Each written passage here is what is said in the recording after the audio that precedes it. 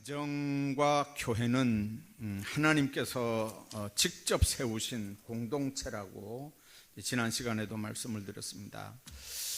하나님이 가정을 세우실 때 아담 혼자 만들고 그리고 독처하는 것이 하나님 보실 때 좋지 못하셨으므로 돕는 배필을 짓는다고 갈빗뼈에서 하와를 만들어내시는 거거든요.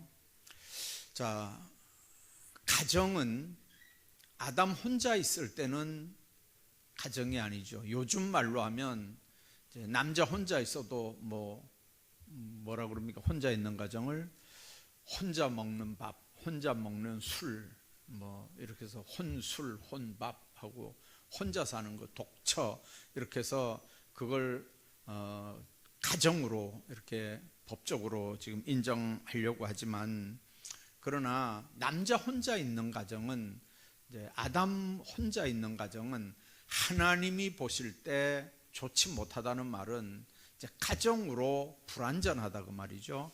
이제 그래서 아담을 돕는 배필로 하와를 만들었는데, 옆구리 갈비뼈를 취해서 하와를 만들었다. 그 말은 지위상 남자와 여자가 동등이다, 그런 의미입니다. 이제 이 동양 지역은 가부장적인 이 제도 때문에 여자의 권위가 없는 그런 지역이지 않습니까? 오랜 세월 동안 그랬습니다. 한국교회가 선교사들이 와서 한국교회 개척을 하고 가장 먼저 했던 일 중에 하나가 여성인권운동입니다. 여자들을 위한 대학을 세웠고요, 교회들마다 여전도회를 만들었고요.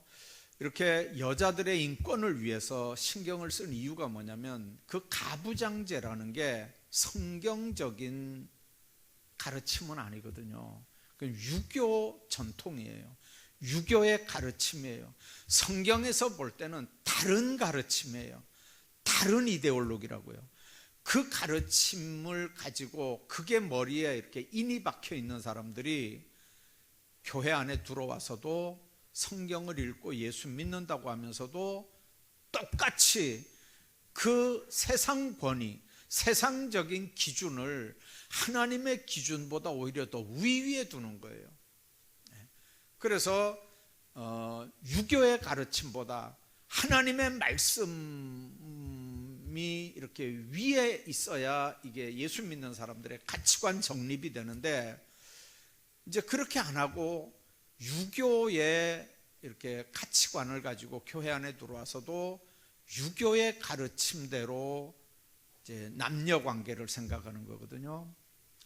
자, 그러면 성경은 이제 무조건 남자 여자가 동등이냐, 무조건 기능이나 지위나 이런 부분에 대해서 이렇게 똑같느냐, 그렇게 얘기하진 않거든요. 남자가 해야 될 일이 있고 여자가 해야 될 일이 있고요, 여자는 남자에게 어떻게 해야 되고 동시에 남자는 여자에게, 아내에게 어떻게 해야 된다는 게 분명하게 성경에 가르치고 있습니다. 이걸 우리가 생각하지 않고 인간적인 방법으로, 그 말은 아까 얘기했던 것처럼 다른 성경 외의 가르침으로 부부 생활을 하려고 하고 가정에 그런 기준을 들이대려고 하니까 가정이 시끄러운 거거든요. 자, 가정과 교회는 하나님이 직접 세운 공동체라고 그랬는데요, 그런데 교회는 사람들을 통해서 세웠잖아요. 그렇죠? 교회는 사람들을 통해서 세웁니다. 성령 받은 하나님의 사람들을 통해서 모인 사람들의 공동체가 교회거든요. 자, 그러나 가정은 하나님이 아담 하와를 만드심으로 하나님이 직접 챙겨서 출범시킨 게 가정이거든요. 그래서 가정은 가장 기초적이고 핵심적인 공동체입니다. 인간 창조와 함께 세워졌고요, 아담 이후에 지금까지 이 하나님의 창조 법칙은 한 번도 바뀌어진 적이 없습니다. 한 번도 이걸 바꾸는 말씀을 한 적도 없고요, 변개시킨 적도 없습니다. 그래서 가정은 남녀 결혼과 출산으로 인해서 이렇게 구성되는, 형성되는 혈연 중심의 사회 최소 단위입니다. 요즘처럼 엉뚱한 생각들이 들어오니까 여자끼리 결혼해도 한 가정, 남자끼리 결혼해도 한 가정, 그걸 부부로 인정하라고 우리나라도 지금 동성애 데모하잖아요. 해마다 1년에 몇 군데씩 돌아가면서 지금 서울뿐만 아니라 대구, 부산, 인천, 대전, 광주 이렇게 해서 광역시별로 지금 1년에 한 번씩 돌아가면서 퀴어 축제를 하거든요. 자, 그 퀴어 축제의 핵심이 뭡니까? 동성애입니다. 말 그대로 동성애. 여자끼리 남자끼리 결혼한다는 거고요. 이제 그렇게도 그걸 가정으로 인정해달라는 거예요. 대한민국 법으로. 여러분들 이게 얼마나 끔찍한 얘기입니까? 자, 그러면 여자 남자 해가지고 자녀가 생기겠어요? 자녀가 생기겠습니까? 그러면 그 가정은 둘이는 행복하게 산다고 해도 후손이 없는 가정은 그게 몇 년을 지탱하겠어요? 한번 전체가 한번 그런다고 한번 생각해 보세요. 질병, 에이즈의 98%인가는 다 동성애 때문에 생기는 것들이잖아요. 자, 그런 건 차치하고라도 부부가 동성이 부부일 때 30년, 40년 뒤에 이 나라는 어떻게 되겠느냐고요. 헌법에는요, 그냥 남성, 여성이 결혼했을 때 부부가 되고 가정이 된다고 헌법이 이렇게 딱 명시가 돼 있는데 지금 그걸 바꾸자는 거잖아요. 지금 현 정부가 그걸 바꾸자는 거예요. 양성이 아니고 그냥 성평등 이렇게 얘기하는 거예요. 남성, 여성이 아니고. 그러니까 이게 여러분들 차별금지법 내용을 들어가 보면요, 아주 맹랑한 얘기들이 한두 가지가 아니에요. 한두 가지가. 하나님 안에서 우리가 이게 요즘 같은 경우에요, 지금 국회의원을 이렇게 많이 이상하게 뽑아 놓으니까 그냥 하고 싶은 짓 다 하잖아요. 지금 합법적으로 국회에서 법 만들어서 합법적으로 다 이렇게 하고 있잖아요. 그러니까 국회의원 뽑을 때 똑바로 뽑아야 된다고요. 거기서 법 만드는 걸 가지고 정치하는 게 법치주의 국가잖아요. 그래서 법을 어떻게 만드느냐가 너무 중요한데, 한번 만들어진 법을 폐기하고 다시 만들 때 얼마나 힘들겠어. 한번 생각을 한번 해봐봐요. 여러분들 여자끼리 결혼해서 한 가정을 꾸리는 이게 계류가 됐다가 기독교인들 들고 일어나는 바람에 폐지가 됐다가 다시 지금 또 들고 일어나거든요. 민주당, 이중대 그 사람들에 의해서 이게 자꾸 올라가는 거예요. 법원에, 국회에. 그러면 나중에는요, 민주당 안에 예수쟁이들이 없겠어요? 한번 생각해봐요. 민주당 국회의원들이. 그런데 손 안 들으면 안 돼요. 여러분들 뉴스 한번 봤죠? 누가 손 드는지 안 드는지 여기 명단에, 전광판에 다 나오잖아요. 그러면 당론 안 따르면 다음에 이거 안 주거든요. 공천 안 주면 국회의원 그 다음에 못 나올 것 같으니까, 그러니까 할 수 없이 자기 생각에는 하나님의 말씀이 이렇지만, 자기 생각에는 이렇지만, 그러나 당론을 따르다 보니까 하나님의 말씀 위배되더라도 그냥 손 드는 거예요.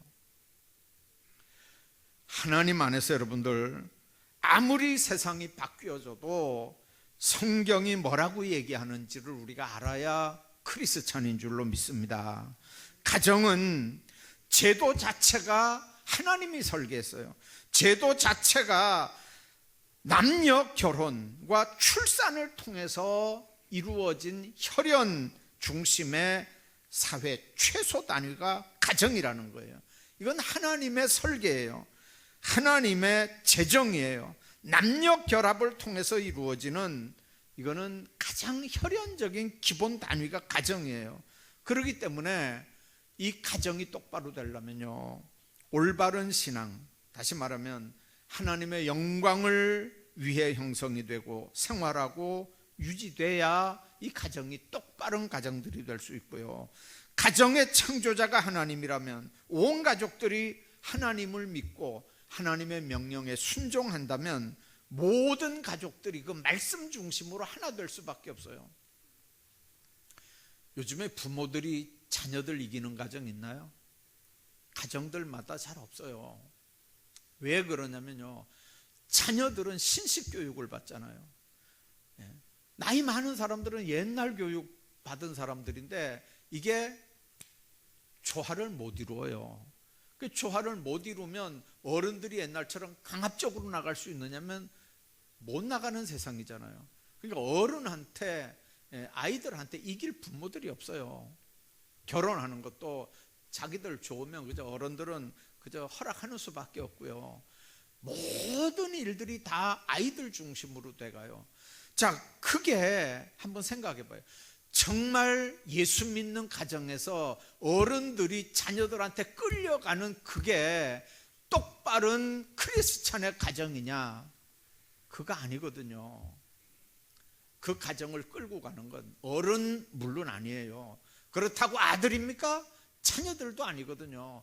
그 가정을 가정되게 하고 가정을 똑바로 끌고 가는 건 하나님의 말씀인 줄로 믿습니다. 모든 가족들이 그 말씀에 순종해야 돼요. 부모도 그 말씀에 순종해야 돼요. 자녀들도 그 말씀에 순종해요. 남편도 그 말씀에 순종하고 아내도 그 말씀에 순종하고, 말씀이 가정을 끌고 가는 가정이래야 그 가정이 온전한 가정이 되고 그 가정이 행복한 가정이 되는 줄로 믿습니다. 그런 가정들은요, 어떤 가정들보다 응집력이 있어요. 예수 안 믿어도요, 예수 안 믿어도 아주 똘똘 잘 뭉치는 가정들이 있잖아요. 그런데 예수 믿는다면, 성경으로 우리가 뭉쳐 있다면, 말씀으로 뭉쳐 있다면, 하나님으로 뭉쳐 있다면 그 예수 믿는 가정이 얼마나 응집력이 있겠어요? 얼마나 똘똘 뭉쳐 있겠어요? 그래서 하나님 안에서 우리가 기억해야 되는 건, 정말 예수로 뭉쳐 있는 가정들은요, 다른 가정들보다 훨씬 더 가족애가 강하고요, 훨씬 더 가족의 헌신적인 그런 희생사랑이 있고요. 그래서 예수 믿는 가정들은, 그래서 예수 안 믿는 사람들이 부러워하는 거예요. 요즘에 그 젊은 사람들 이렇게 얘기 들어보면 뭐 세상이 그러니까 그렇다고 하지만, 예수 믿는 사람들은 세상이 그래도 안 그래야 되거든요. 부부간에 말하는 거 가만히 한번 이렇게 들어보면요, 그냥 신랑 보고도 뭐 네가 어쩌고 뭐 보통 이래요. 뭐 심지어는 뭐 새끼가 뭐 죽일래 뭐 이렇게 한다니까, 신랑한테. 여러분들 상상이 되는 얘기예요, 그게? 아니, 예수 안 믿는 아이들 입에서 나오는 세상에서 얘기들이 예수 믿는 가정의 자녀들 부부 사이에서도 그 얘기가 나온다고 한번 생각해 봐요. 여러분들 아들이 며느리한테 뭐 이 새끼가 뭐 이런 소리 한번 들었다고 생각해 봐요.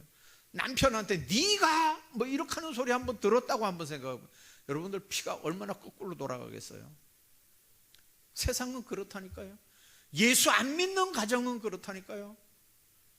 부부간에 술 마시면서 싸우는 집들이 한두 집이 아니잖아요. 좋은 말로 하니까 그렇게 싸워지겠어요?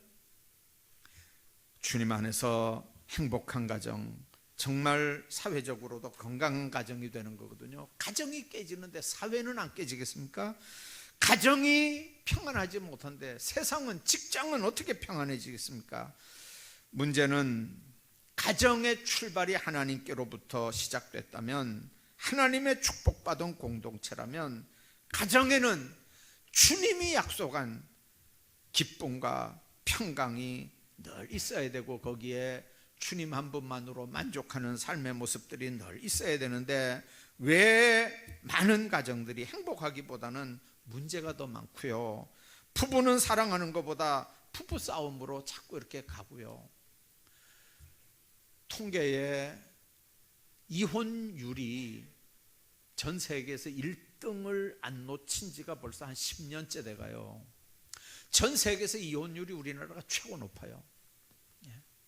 그리고 아기 낳는 일이 2명 남녀 부부가 결혼해서 2명 낳아야 본전이잖아요. 2명이 결혼해서 2명 낳으면 본전이잖아요.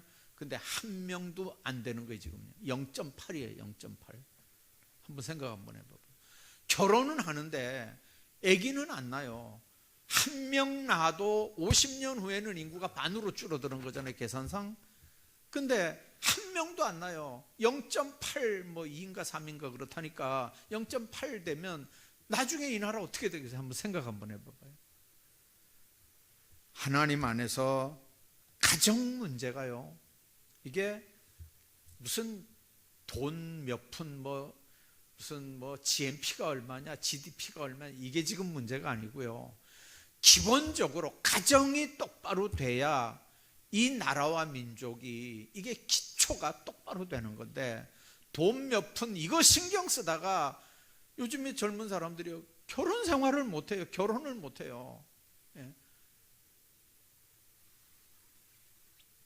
서울에 이번에 우리 아들 결혼할 때 누가 저한테 그런 얘기를 했어요. 야, 서울에서 어떻게 아들을 결혼을 시켰냐고. 몇 살이냐고. 29살이라는 게. 29살 된 아들을 서울에서 어떻게 장가를 보냈냐고. 왜? 그러니까 야, 요즘에 집 하나 전세로 얻어 또 몇 억씩 하는데 네 어떻게 장가 보냈냐고 그래. 교회에서 그냥 주던데.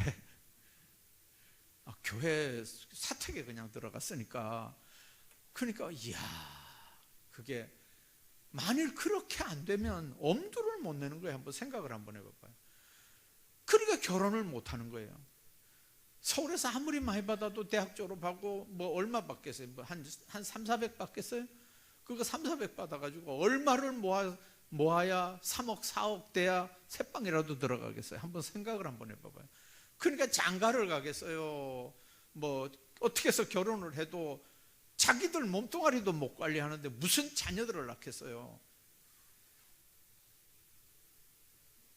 정치하는 사람들이 이런데 신경 쓰고 정책을 펴나가야 되는데요.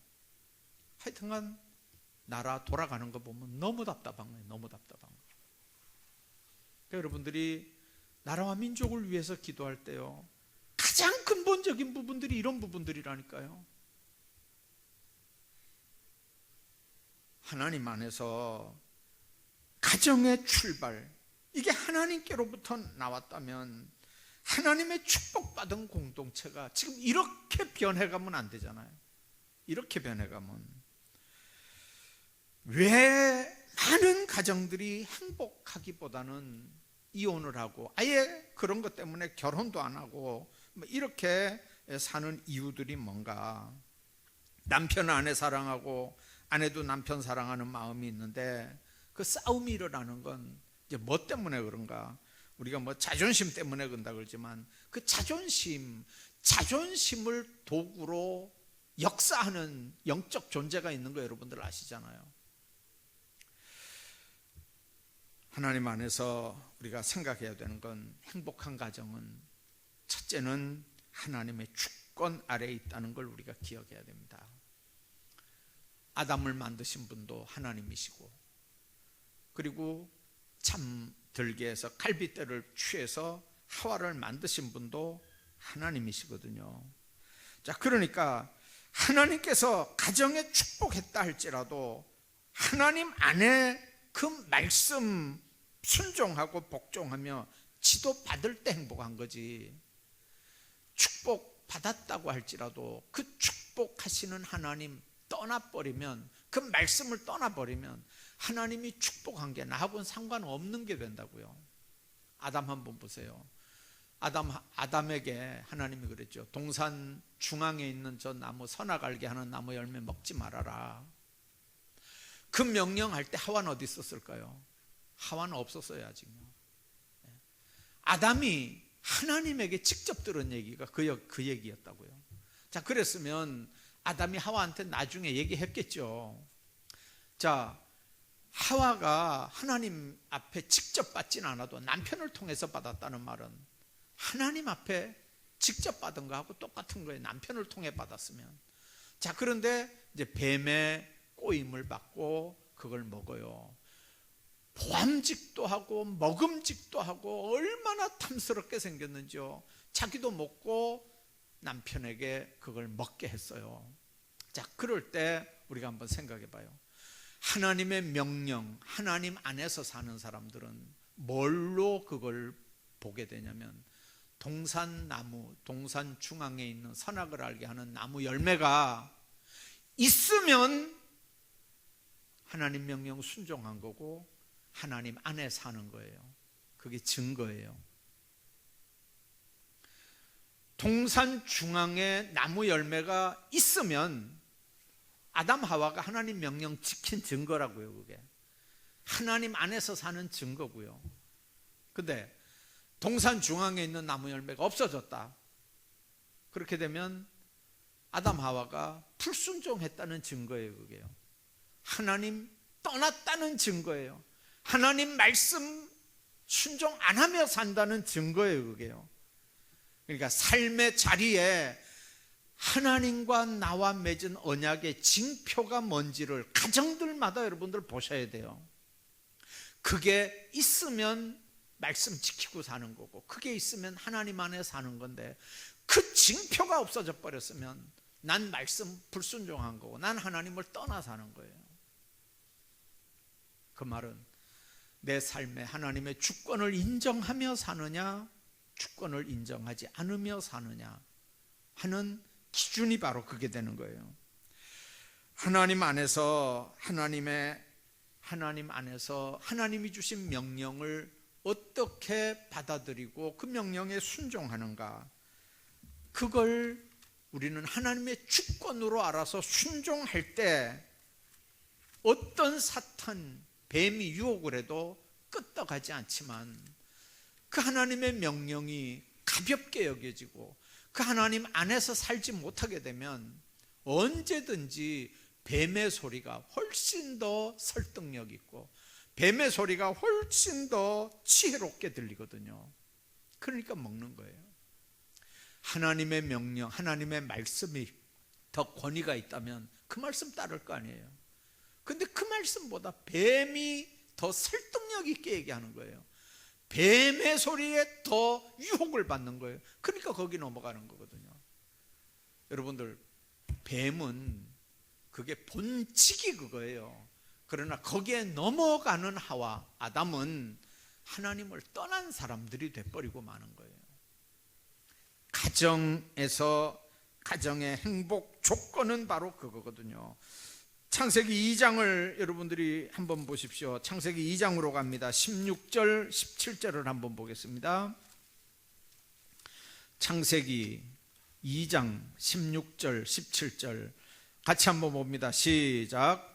여호와 하나님이 그 사람에게 명하여 이르시되 동산 각종 나무의 열매는 네가 임의로 먹되 선악을 알게 하는 나무 열매는 먹지 말라. 네가 먹는 날에는 반드시 죽으리라 하시니라.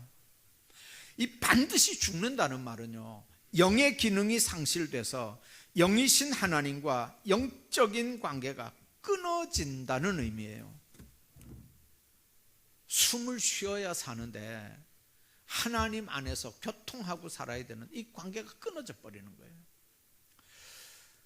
여러분들 바닷가에 그 옛날에 세월호 사건 있을 때 산소통을 맨 해군 UDT들이 막 들어가고 그래도 안 되니까 나중에 뭘 집어넣는지 아셔요? UDT가 들어간 게 아니고 제일 마지막에 들어간 게 바닷가에 머구리들이 들어갔어요. 머구리 아시나요? 머구리? 네. 그 머구리는 우주복 같은 거 이런 걸 입고 뭐 이렇게 납 같은 덩어리를 이렇게 차고 이제 안으로 이렇게 들어가는데 그 우주복 있는 여기에 호수가 이렇게 달려 있어요. 그 호수가 이제 몇십 메다 뭐 50m 뭐 100m 이렇게 쭉 긴 호수가 이렇게 이제 배 위에 이렇게 있으면서 거기서 이렇게 두 사람이 이렇게 이게 그네같이 생긴 그런 걸로 한쪽은 밟고 한쪽은 올리고 이렇게 해서 서로 이렇게 펌프질을 해줘야 돼요. 펌프질을 하면서 그 속에 산소를 집어넣어 주는 거예요. 산소를 집어넣어 주는. 그래서 옛날부터 바닷가 사람들은요, 그 물속에 들어가 있는 머구리하고 이쪽에서 이거 탱크하는 이 사람들을 어떤 사람들로 고용을 했냐면 다 일가 친척들이 다 그 일을 했어요. 절대로 남은 안 썼어요. 한 가족들이 쓰는 거예요. 한 가족들이 그 일을 하는 거예요.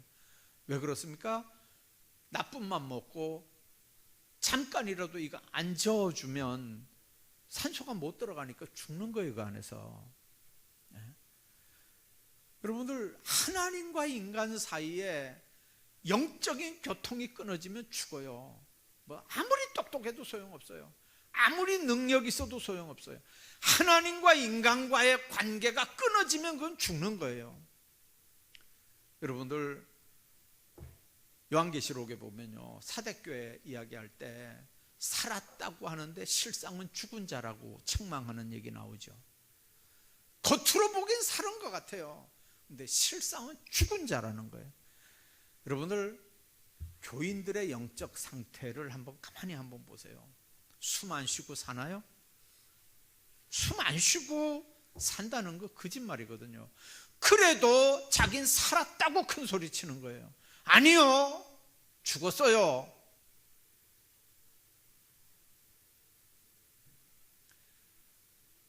살긴 뭘 살아요? 다 죽었는데.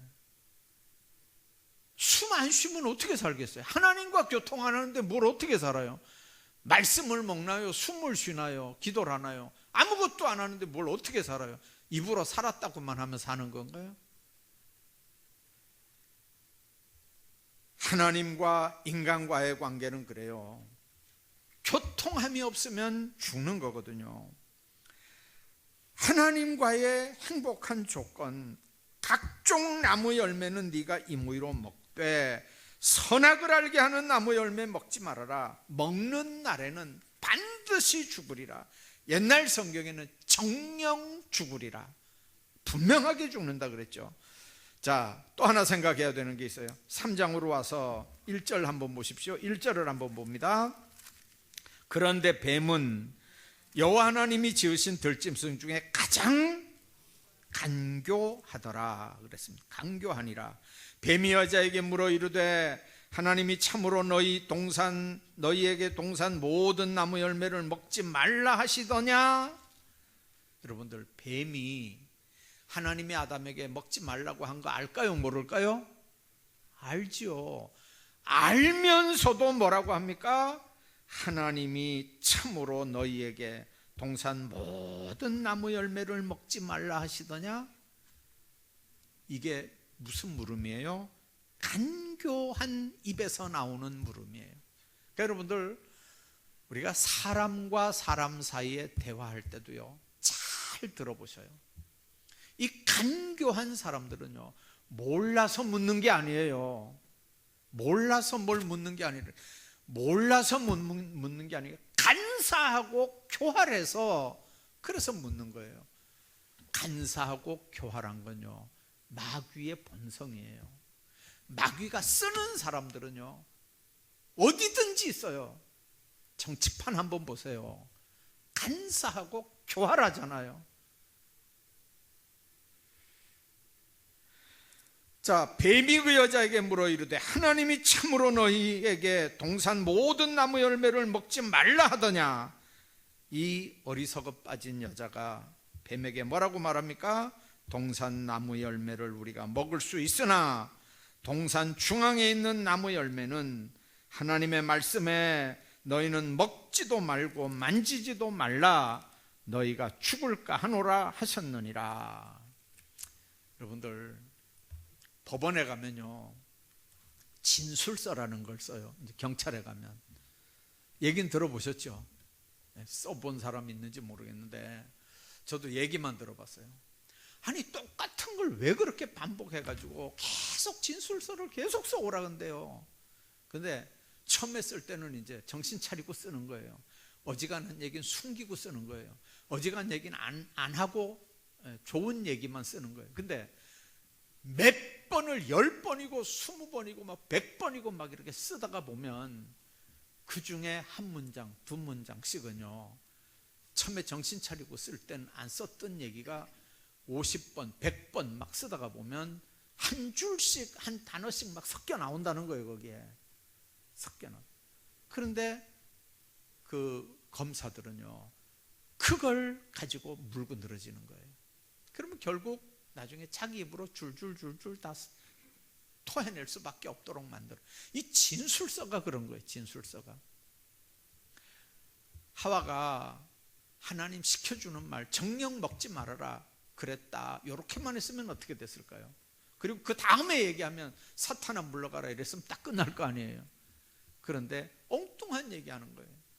뭐라 그랬어요?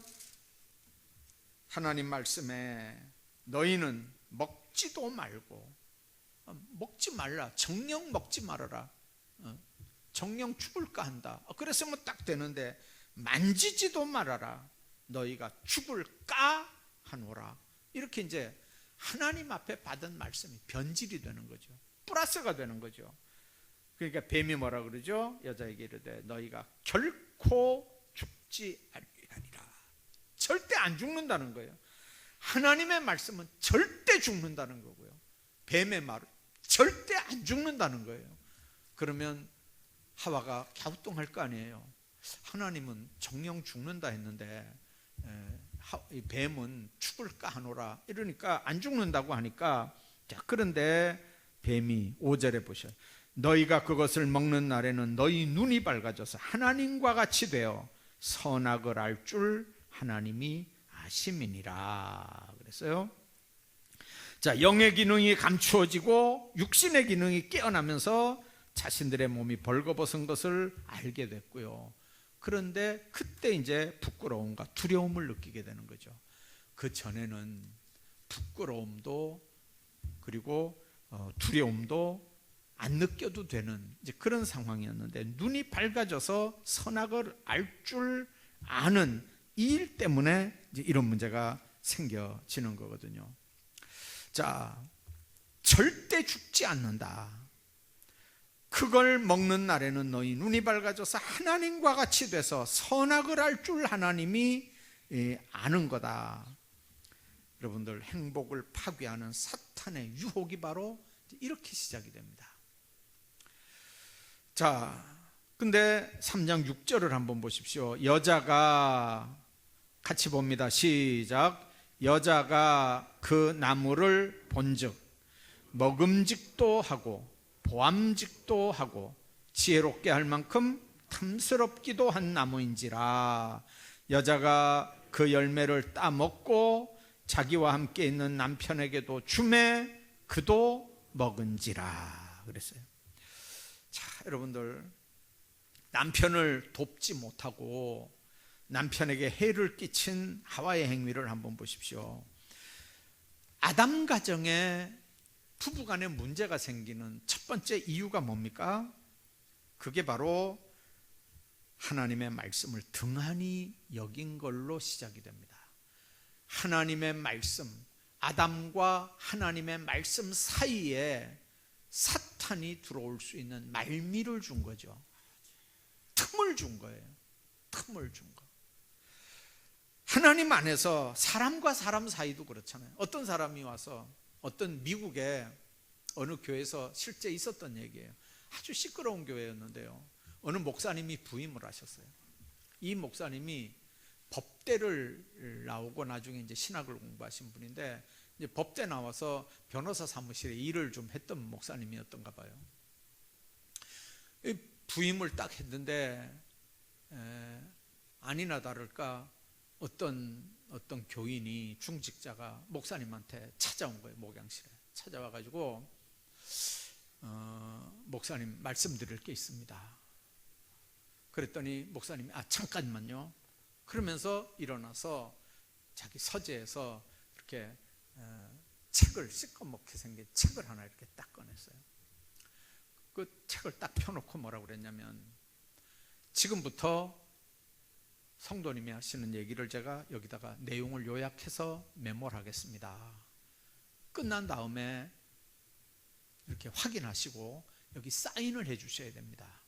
왜 그러냐면 나중에 혹 법적인 문제가 생길 때 선생님이 지금 나에게 한 말이 법정으로 가야 될 수도 있고, 또 교인들에게도 이 말이 알려져야 될 수도 있습니다. 그러니까 여기다가 지금 성도님이 하신 얘기를 내가 메모할 테니까 나중에 이거 확인하시고 사인해 주십시오. 자, 이제 말씀하십시오. 그러니까 이 사람이 황당한 거예요. 여태까지 목사 면담해도 그런 목사는 세상에 없었거든요. 그 면담하는 얘기를 다 거기 메모를 해놓고 거기다 자기 보고 사인을 하라니까요.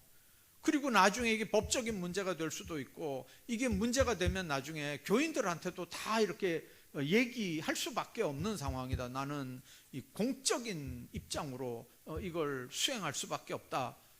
이게 목사가 그렇게 나오니까 그 뭐 얘기하려고 왔던 사람이 가만히 보니까 얘기를 못 하는 거예요. 얘기 못 하고 그럼 나는 그 책임져야 된다니까, 사인해야 된다니까, 난 얘기 못 하겠습니다, 이렇게 하고 가버렸어요. 뒤에서 뭐 궁지렁거려도 방법이 없죠. 얼마 있다가 또 다른 사람이 하나 왔어요. 똑같이 또 했어요. 그러니까 그 사람도 가만히 보니까 괜히 이거 사인했다가 나중에 뭐 법정 간다 그러지, 교인들 앞에 이게 다 뭐 발표가 된다 그러지. 그러니까 나도 이거 뭐 못하겠습니다, 나도 못하겠습니다, 이래가지고 못했어요. 또 이게 소문이 났어요. 몇 사람 그래 놓으니까 그 목사한테 가니까 상담한다는 게 다 이게 뭐 메모해가지고 자기 보고 사인하라고 그러고, 이게 나중에 교인들 앞에 발표도 된다 그러고, 문제가 되면 법정에 이게 법정에 제출도 해야 된다 그러고, 어이구 내가 목사한테 가서 왜 그 얘기를 해야 되냐고. 그래가지고 아무도 못 오는 거예요, 이제는 목사한테. 그러니까 하고 싶은데 못 하는 거예요. 이게 말들을 하고 싶은데 말을 못 하는 거예요. 누구를 향해서 욕을 하고 싶고, 누구를 향해서 모함을 하고 싶고, 누구를 향해서 중상을 하고 싶고, 막 이렇게 하고 싶은데 못 오는 거예요, 아무도. 근데 놀라운 거는요, 한 3년쯤 지나가니까 쑥떡쑥떡 하던 게 다 찾아지고요, 한 5년쯤 하니까요 아예 낱말 안 하는 문제들이 생기고요, 한 10년쯤 지나가니까 교회가 완전히 바뀌어지는 거예요. 한 10년쯤 지나가니까 교회 풍토가 완전히 바뀌어지는 거예요. 낱말 안 하는 풍토로. 하나님 안에서 사람과 사람 사이에도 악한 영의 역사가 들어갈 틈을 주면 안 돼요. 거기에 쓰임 받으면 쓴 사람만 망하는 게 아니고 쓰임 받은 사람도 같이 망한다니까요. 부부는 하나님 안에서 이렇게 행복했던 가정에 일어나는 문제들이 뭔 줄 알고 대처를 해야 돼요. 눈이 밝아졌어요. 눈이 밝아지니까 제일 먼저 뭐가 보였죠? 눈이 밝아져서 자기들이 벗은 줄 알았어요. 창피하잖아요. 그래서 한 일이 뭐예요? 무화과나무 잎을 뜯어서 엮어서 치마를 만들었어요. 여러분들 중동 지역이 얼마나 뜨거운 날씨입니까? 우리나라 여름보다 더 덥거든요. 뭐 30에서 40도 왔다 갔다 하는데 무화과나무 잎이 무슨 안 말라 비틀어지겠어요? 그러니까 동산 건이는 하나님의 목소리를 듣고 그의 아내가 여호와 하나님의 낯을 피하여 동산 나무 사이에 숨었다 그랬어요. 여러분들, 인본주의적인 방법으로 자기 부끄러움을 막을 수 없어요. 인본적인 방법으로는 자기 수치 부끄러움을 막을 방법이 없다고요. 나뭇잎 만들어서 치마를 만들어서 가린다고 그게 가려지나요? 우리가 하나님 앞에 범한 죄들, 허물들, 실수들, 잘못들, 이건 하나님 앞에서 해결해야 되지 내 방법대로 나무 잎 뜯어 엮어 만든다고 가린다고 절대 가려지는 거 아니거든요. 부부싸움의 실마리가 뭡니까? 한번 3장 12절을 한번 보면요, 아담이 뭐라고 합니까? 하나님이 주셔서 나와 함께 있게 하신 여자, 그가 그 나무 열매를 내게 주므로 내가 먹었나이다. 자, 먹고 싶어 먹었나요? 아니에요. 그 여자가 내게 줘서 먹었어요. 근데 그 여자는 어떤 여자예요? 하나님이 나에게 주셔서 나와 함께 한 그 여자예요. 그러면 내가 지금 나무 열매 이거 먹은 근본 원인은 뭐란 말이에요? 책임은 누구 책임이에요?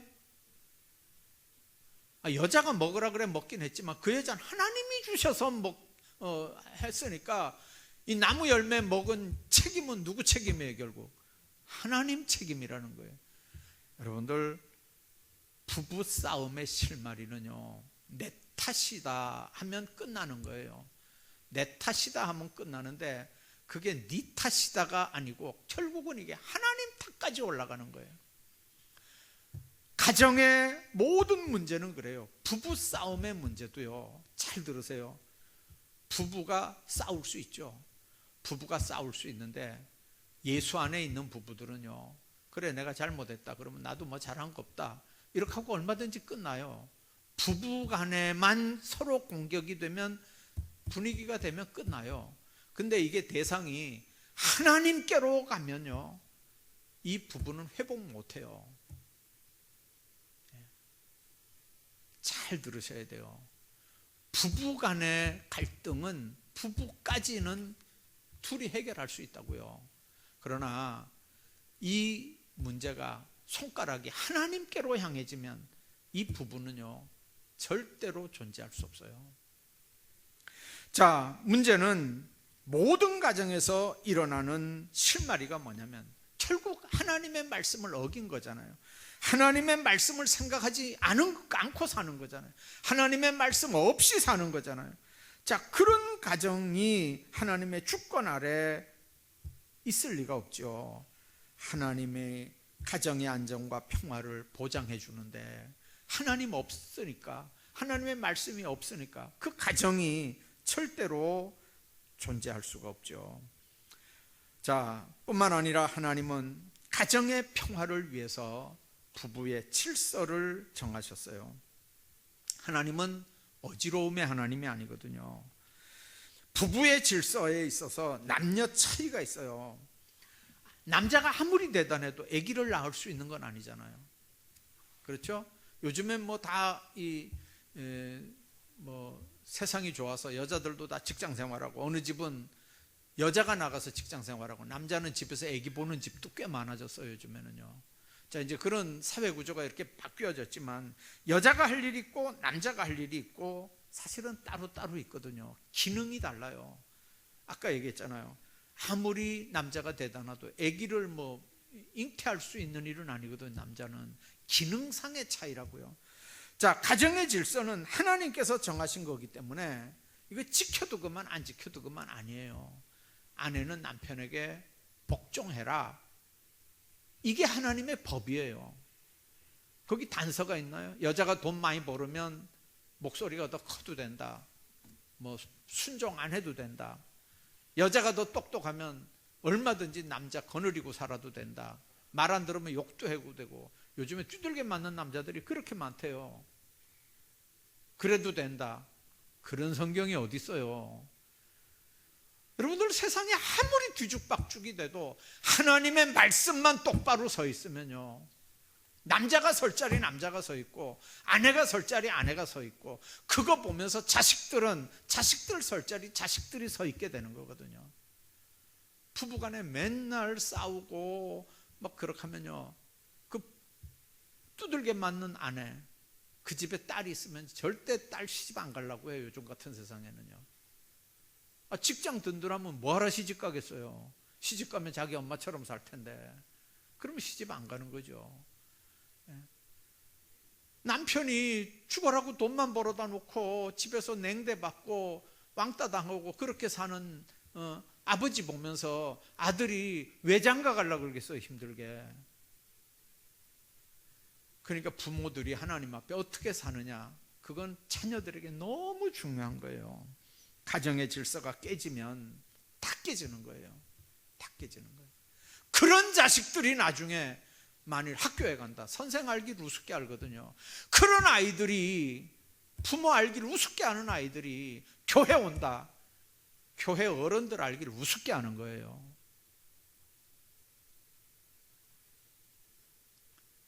가정 질서가 가정에서 똑바로 안 되면 학교에서도 안 되고요, 그게 교회에서도 안 돼요.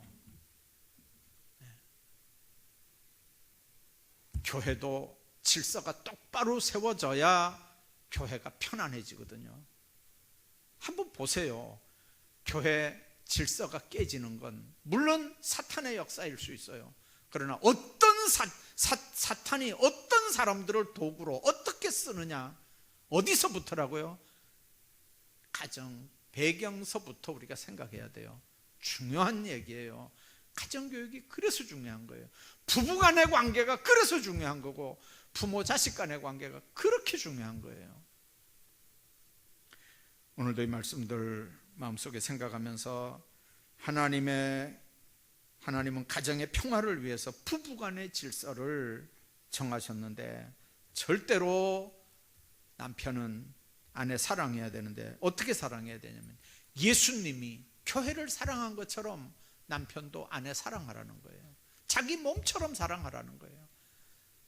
아내는 남편을 순종하고 복종하라는 거예요. 주인으로 섬기라는 거예요.